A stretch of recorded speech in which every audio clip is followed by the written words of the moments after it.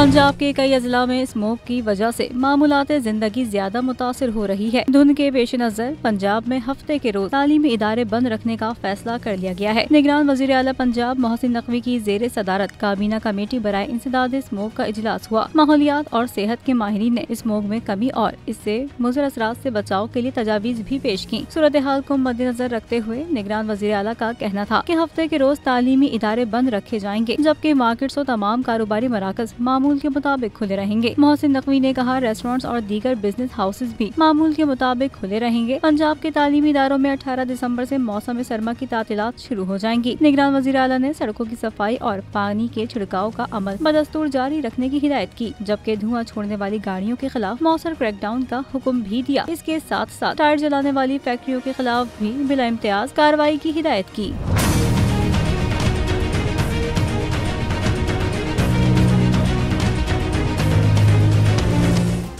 Subscribe करें और bell दबाएं ताकि कोई खबर रह न जाए।